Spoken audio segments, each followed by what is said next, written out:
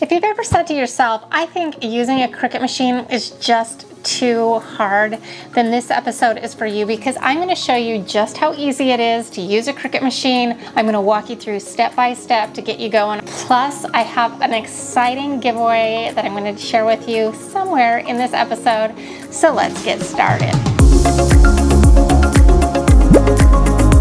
So one of the questions I get asked the most is, what machine should I buy? What machine is right for me?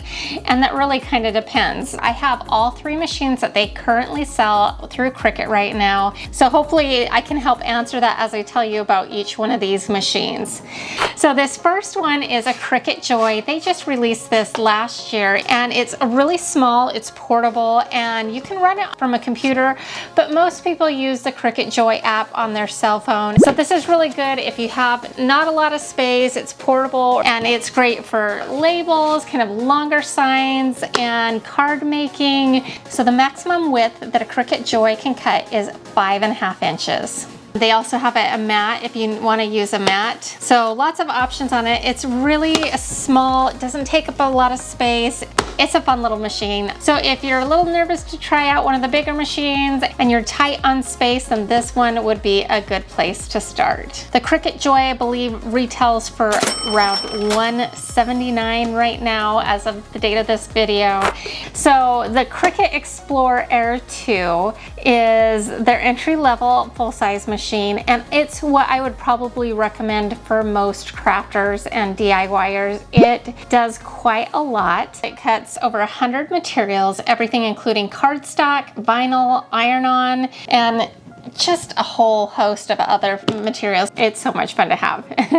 So the retail price of the Cricut Explore Air 2 is $249. They do run sales, and they also have great bundles, so that's something to consider. And all of the machines that I'm talking about today, I'll have a link that you can shop them through in the description box below, so just click on that. It will take you right to the Cricut website, and you can see all of the machines there and everything that they have. Now, if you're a serious crafter, then you may want to consider the Cricut Maker.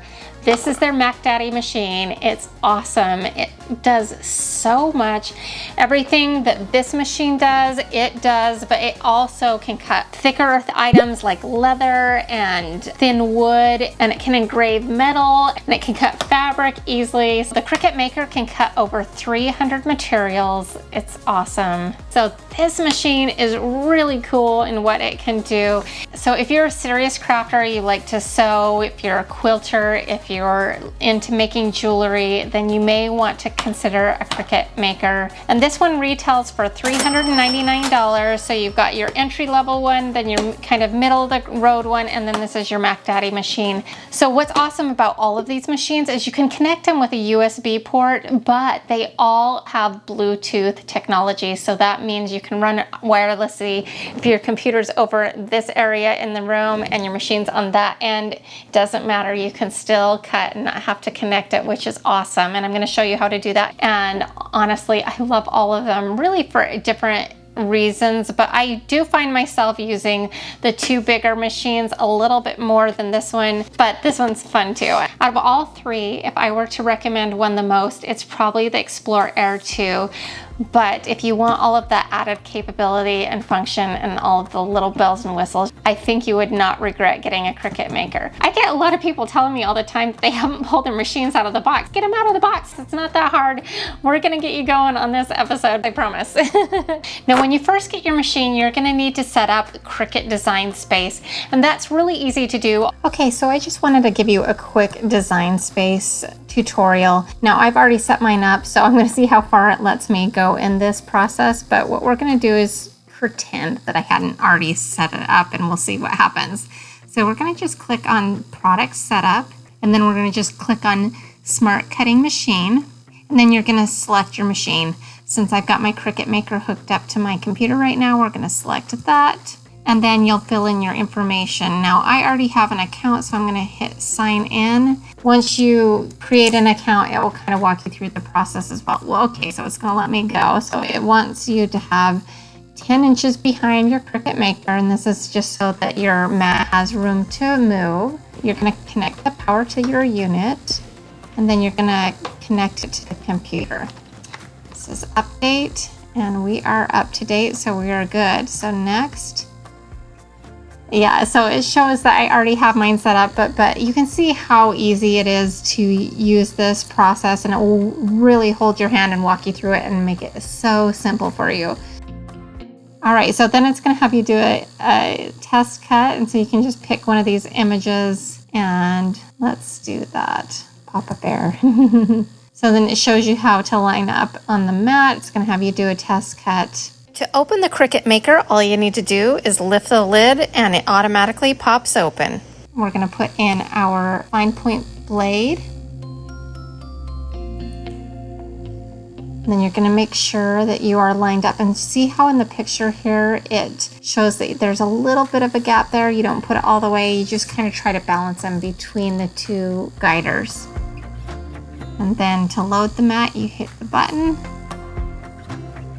And there we go. Now I'm gonna go back because I've already got this all set up, and we are gonna just log in. But before I give you a walk around of Design Space, I really wanted to show you how to pair your Bluetooth to your device. I'm doing this on a PC, but I imagine that the process is pretty similar with a Mac as well. But I've unmatched my Cricut machine so that I can do this as if I've not done it before. So you go down here and you type in Bluetooth. And you can see up here, there's Bluetooth and other device settings, and you're gonna click on that. And then you're gonna add a Bluetooth. So click on that, click on Bluetooth again, and it says to make sure your device is on and discoverable. And here you can see that it says Maker. So we're gonna click on that and we're gonna connect. Now it's asking for a pin, okay? It is always 0000. And it may not ask you for that. So now it says you're ready to go, and look how easy that was.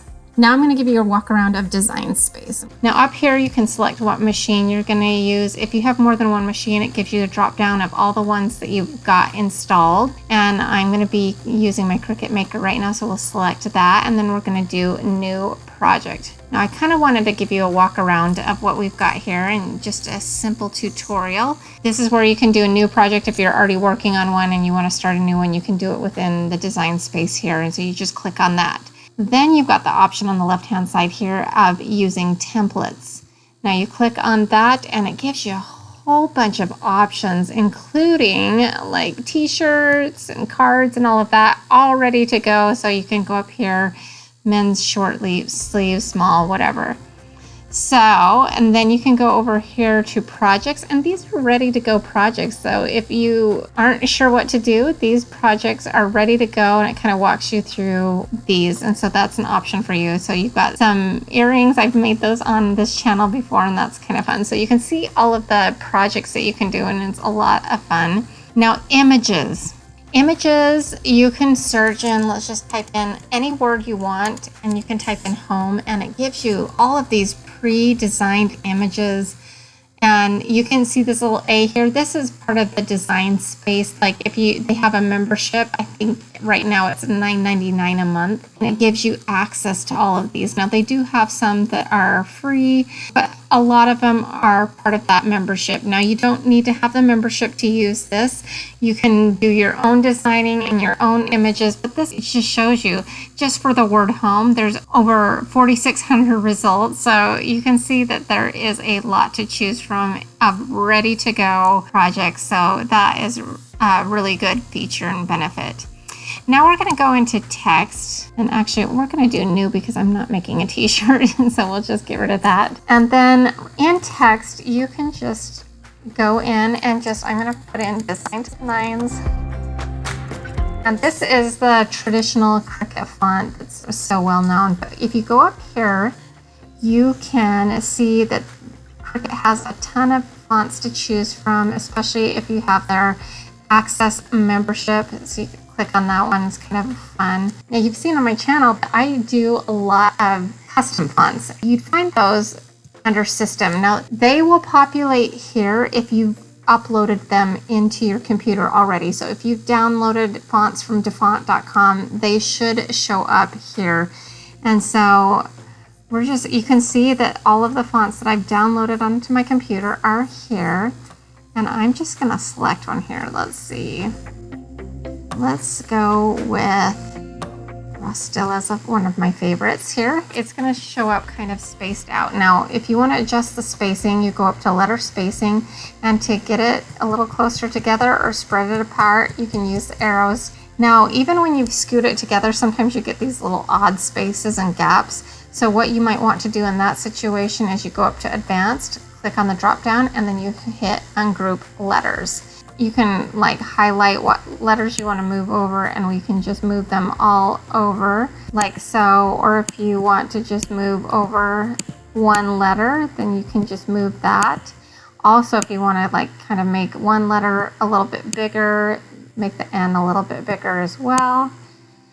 Then to attach them, you can actually highlight what you want to attach, and then you attach, and then they move all together again.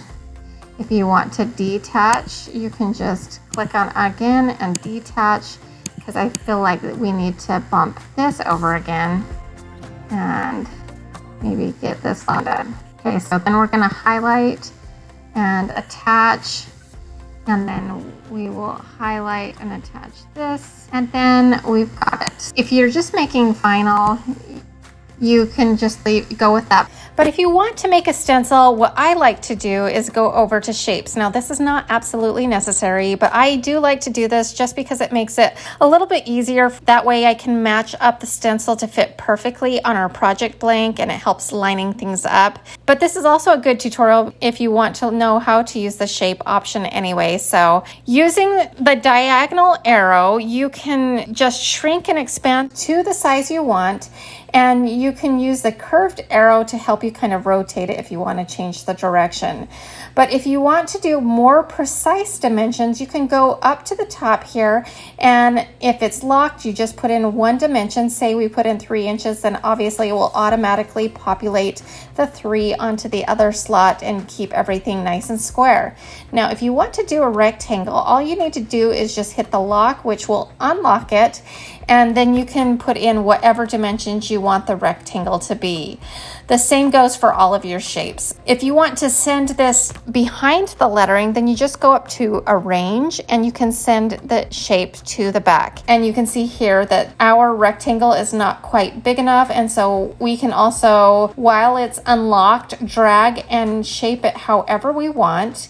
And then when we've got it how we've liked, then I suggest hitting the lock button again, and you can find this on the top or also on the lower left-hand corner of your shape. And then it will hold the shape in place, and you can kind of drag and expand it and shrink it to however you like. Now, if you want this all to be centered, you can just go up top and hit align, and you can see all of the different options for aligning. And I'm just going to hit center so that our lettering is centered. Now, one of the things that I have people asking me a lot is about the slicing mechanism. A lot of people have frustrations with this. I know I have had in the past until I figured it out. So here's what I want to show you. You can see we've got 1, 2, 3 separate elements. Now, if we try to highlight all of those to slice, it's not going to even give us the slice option because it will only cut 2 elements at a time. So then I only highlight the rectangle and the to the nines element, and it still is not giving us the option. And that's because, remember, we separated all of those letters, and so there actually is a lot of them, and that is way over the 2 objects limit. So the way we get around this is we really need to weld our letters together. Now, you want to be sure you're ready to do this because welding is a permanent action once you hit save. You can always hit the back button prior to saving if you accidentally weld something and you didn't mean to, but once you save this project, it is permanent, so just keep that in mind. So then if we're trying to highlight everything again, it still won't slice, and that's because we still have the 3 elements. But What we can do is highlight just one side. So we can highlight, let's say, just the side that says "To the Nines" and hit slice, and it will work out just fine. And then we go to the other side and highlight that and hit slice, and you can see that the slicing feature is now working. So just remember 2 elements at any given time. So then we can just grab our rectangle and pull it down and drag and highlight the rest and hit the X button, and then that gets rid of it. Now we're gonna cut this, and the way we're gonna do it is we're gonna make sure again that we're connected to the maker, and then we're gonna come up here and hit Make It and hit that. Now this is what it looks like on the mat. Now you can see if you put your cursor over it and click down and hold it, you can kind of move it around and adjust it on your mat if you need to do that for anything. Now sometimes you will need to mirror items, particularly if you're using heat transfer vinyl or creating a reverse stencil. And the button for that is right over here. And you can also see over here the drop down list and all the different mat sizes. Now the ones you will mostly be using are 12 by 12 and the 12 by 24 size. Then we're gonna hit continue, and it's gonna make sure we're connected. And for the maker, we get to select our product and material here. On the Explore Air 2, you do that on the dial. And we're gonna do premium vinyl, and then you hit load, and the rest is on the machine. So before we cut this, I also wanted to show you how to upload your own images. I've had a lot of questions about that. And the way you do that is you go down here to the upload button, and then you hit upload image, browse. I'm gonna click on this one, and hopefully the background is removed. There we go. And you can do simple, moderately complex, or complex depending on the amount of detail on it. This is pretty simple, so we're just gonna go ahead and click on simple, and then hit continue, continue, and then you can see what it's gonna look like, and save. Then it loads it into your files. Then you can click on the image, then click insert image, and there it shows up. And you can adjust the size or add designs to it, but it's pretty easy to do, and I hope this was helpful to you. Now I'm gonna show you how to put your vinyl on your mat and load it into the machine. There are 4 main grips of mats. The green is the standard grip, the blue is the light grip, the pink is the fabric grip, and I was out of my purple mats, which is the strong grip. I personally use the green grip the most, and they come in both 12 by 12 and 12 by 24 inch mat sizes. Before using the mat, we peel back the plastic cover that comes with it, and we set it aside because we're going to want to reapply that to keep it nice and fresh after we cut our stencil, which we are going to go ahead and do now. So we're going to cut out some removable vinyl in the size that matches our Design to the Nines stencil that we just made, plus a little extra for wiggle room. I usually try to add about 1 inch in each direction just to be safe. Then you're going to want to line it up in the corner of the grid area, but not outside of that area, and then smooth it out. And then we center our mat between the guiders and kind of push it up against the wheels, and then hit that double arrow button and give it a little gentle nudge, and it will load. Then the C button will start flashing, and then you hit that, and that lets your machine know it's time to cut, and then it goes off to cutting.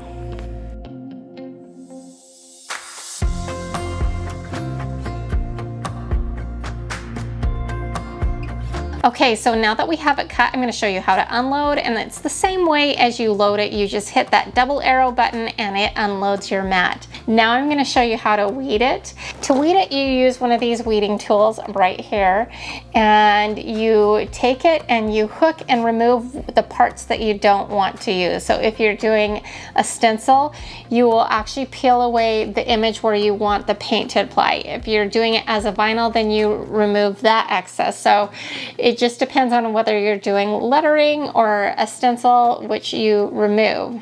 You just are getting rid of what you don't want. And I actually find this process oddly therapeutic. I love it. I don't know why.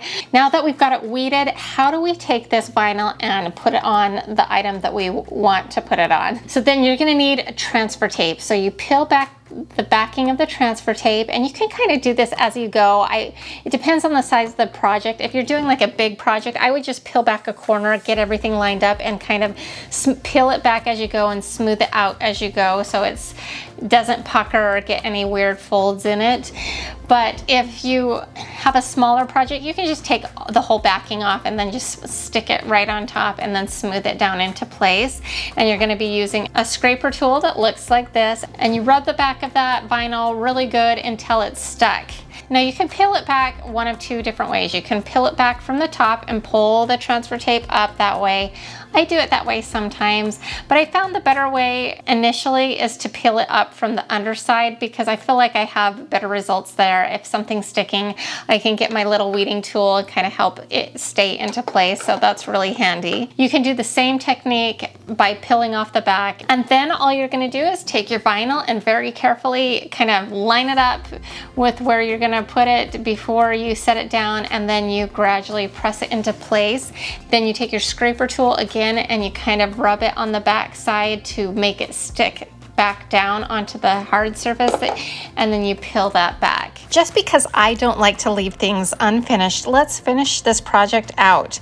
The way I do my stencils are painting over the top of the stencil in the original color. This prevents bleeding, because if it bleeds the original color and creates a seal.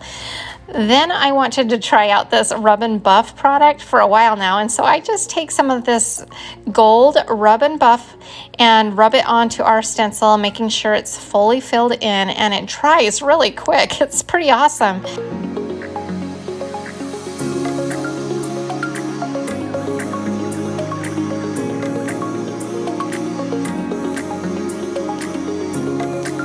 And then we peel back our stencil and use our little hook again to get any small pieces out. And that's it. P.S. I'm a huge fan of this Rub and Buff. Now, hopefully we've got you well on your way to doing all kinds of things with a Cricut machine. Now, I could probably talk for days and days and days on end about all of the different features and capabilities of all three Cricut machines and how to do this and how to do that. And so watch for those tutorials in the coming days and months, and just take what you've learned today and kind of apply it to other areas, because there are just so many options with a Cricut machine. I could just never cover it in one video. So I'm going to go into all of the things that you can make with a Cricut machine in a later episode that will be coming up sometime in February.